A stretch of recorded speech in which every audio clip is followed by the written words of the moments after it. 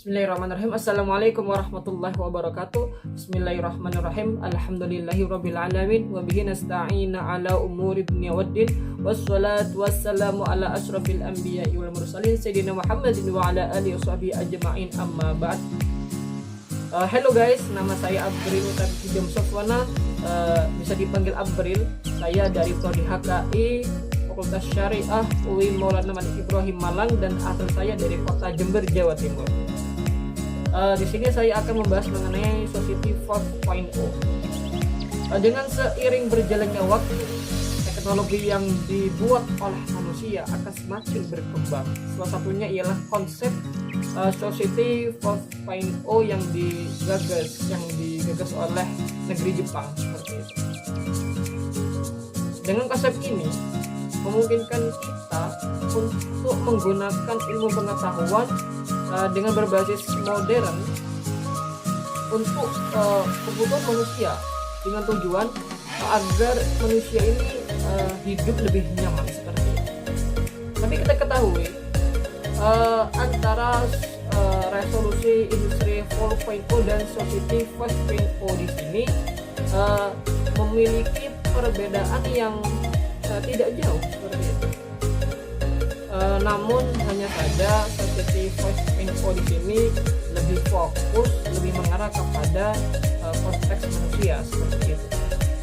Jadi bisa dibilang Society 5.0 di sini merupakan penyempurna dari konsep-konsep sebelumnya, di mana seperti dari Society 1.0 di mana di manusia pada era masih berburu dan masih mengenal tulisan. Kemudian ada Society 2.0 di mana manusia ini sudah mulai bercocok tanam seperti itu ya. Kemudian ada Society 3.0 di mana manusia sudah memasuki industri.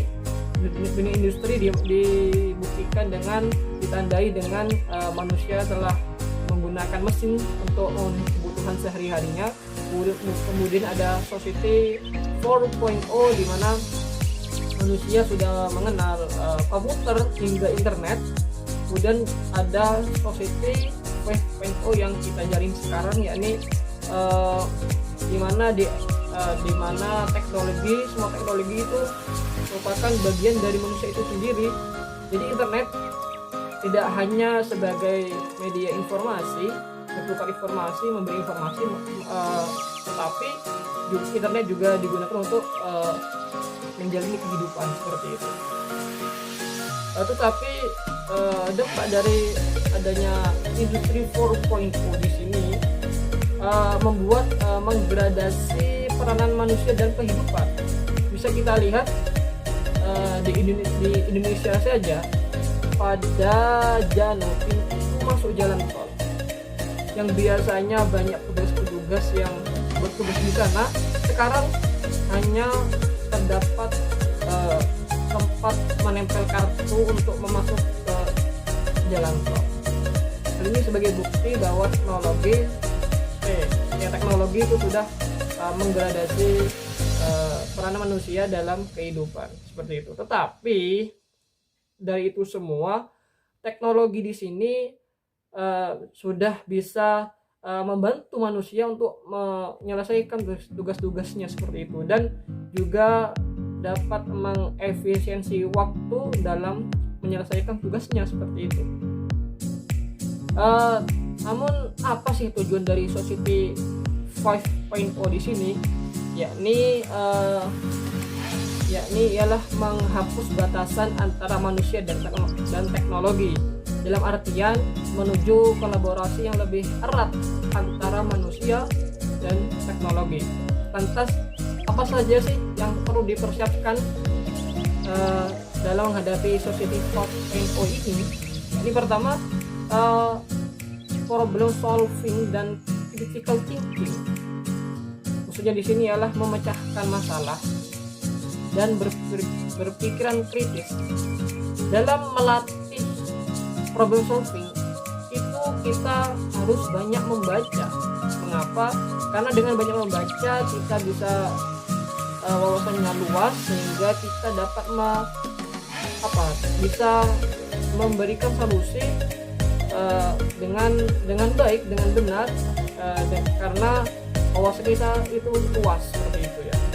Karena itu untuk bisa melakukan problem solving, kita bisa latih, kita bisa asah dengan membaca banyak buku seperti itu ya. Kemudian untuk berpikiran kritis itu biasanya harus mempunyai pikiran out of the box seperti itu. Tidak biasanya seperti itu. Kalau misalnya tidak kritis ya gitu-gitu aja gitu pikirannya. Jadi untuk bisa critical thinking, jadi harus berpikiran out of the box seperti itu ya. Tidak seperti biasanya ya. Kemudian ada yang kedua, creativity atau kreativitas seperti itu. Kemudian ada yang ketiga, leadership dan collaboration skill gitu ya. Leadership di sini maksudnya adalah kepemimpinan, skill kepemimpinan dan skill kerjasama seperti itu. Kemudian si pemateri memberi tips kepada para audiens tentang tips-tipsnya ya, apa saja pesan-pesannya yang disampaikan oleh pemateri. Ini pertama, etika. Di zaman yang serba daring ini dapat menyebabkan karena jarang bertemu, jadi para masyarakat atau para individu itu kan jarang ketemu, jadi etikanya kurang. Jadi beliau pasti pemateri mengatakan bahwasanya kalau ingin mengchat atau menghubungi seseorang itu harus ada terima kasih, kemudian terima kasih, kemudian minta tolong sama-sama. Itu 3 jurus penting, 3 kata yang harus kita perhatikan seperti itu. Karena kalau tidak ada salah satunya, itu membuat etika kita itu kurang sopan lah, bisa dibilang seperti itu. Kemudian ada bekerja sama ya, kita harus bekerja sama untuk menyelesaikan masalah agar masalah ini bisa cepat selesai seperti itu. Kemudian harus berani berbicara. Kadang kita kan serba daring, serba online, jadi semua pembelajaran secara online mungkin dengan media Zoom virtual atau dengan Google Meet dan lain sebagainya.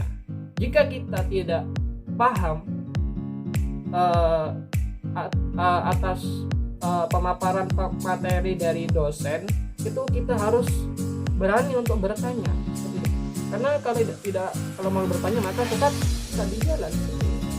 Maka pemateri mengatakan untuk harus berani berbicara seperti itu. Dan online course sekarang itu banyak sekali media-media massa atau web di Google itu mengadakan online course gitu.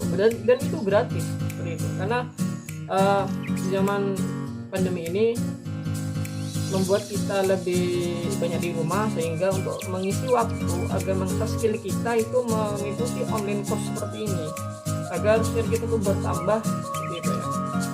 Karena eman-eman ya. Kemudian ada menghargai waktu. Nah ini saya menghargai waktu, karena waktu tidak akan kembali, akan terus menerus berjalan seperti itu, tidak bisa diulang kembali. Karena itu waktu itu sangat berharga, maka hargailah waktu, harus bisa membagi waktu agar waktu kita tidak membuang sia-sia seperti itu. Mungkin itu sekian dari saya. Assalamualaikum warahmatullahi wabarakatuh. Salam mahasiswa, hidup mahasiswa.